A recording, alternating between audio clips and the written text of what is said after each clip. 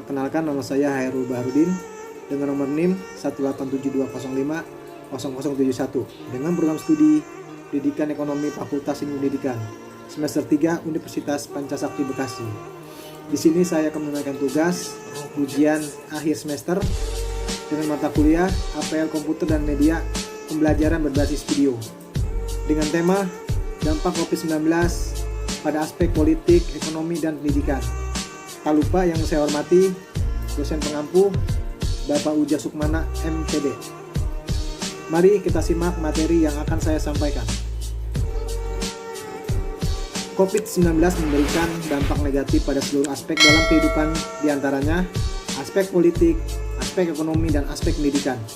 Sedangkan aspek politik, dalam aspek politik isu yang banyak diperbincangkan masyarakat yaitu ketidakpastian pemerintah memberikan angka yang tidak valid.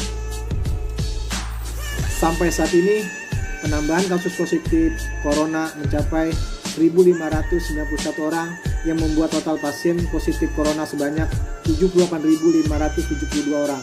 Sedangkan yang sembuh bertambah menjadi 1.282 orang, sehingga total pasien sembuh sebanyak 37.636 orang.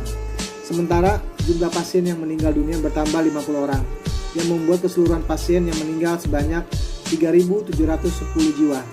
Jadi jumlah yang diumumkan sembuh pada setiap harinya seolah-olah berkejaran dengan jumlah yang dinyatakan positif. Sedangkan aspek ekonomi, kesalahpahaman masyarakat akan dibukanya sistem ekonomi kembali.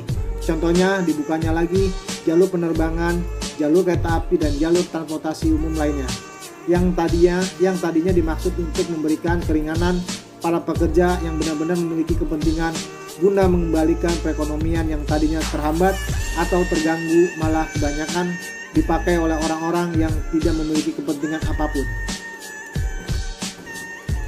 Menteri Keuangan Sri Mulyani Indrawati mengatakan sekarang sektor UMKM dan informal pun juga terpukul karena COVID-19 ini, mengisyaratkan orang tidak boleh atau membatasi interaksi, sehingga berbagai kegiatan yang dulu berjalan lancar terhenti.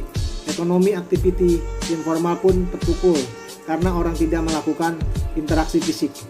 Hanya aktivitas yang bisa pindah ke online, digital, bisa survive.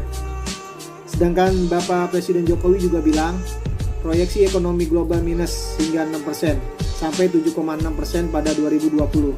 Kemudian tahun ini ekonomi Inggris diprediksi minus 15,45%, Jerman minus 11,2%, dan Jepang minus 8,3%. Bapak Presiden Jokowi berharap penanganan tepat sehingga krisis 1998 tidak terulang. Salah satu dampak ekonomi lainnya yang benar-benar bisa kita rasakan adalah dampak pada biaya kuliah. Pada pandemi ini banyak orang-orang yang kehilangan pendapatannya atau bahkan kehilangan pekerjaannya dengan berbagai alasan, termasuk pada orang tua yang menyekolahkan anak-anaknya, entah itu di jenjang sekolah dasar, sekolah menengah, bahkan perguruan tinggi. Sedangkan aspek pendidikan tidak luput dari imbas COVID-19 karena sistem pendidikan merupakan aspek penting dalam membentuk anak bangsa sebagai penerus bangsa. Pada saat pandemi seperti ini, mereka menuntut ilmu di berbagai golongan. Pendidikan harus mentaati kebijakan pemerintah. Dengan adanya lockdown, WFH, hal ini juga justru merugikan banyak pihak di kalangan pendidikan.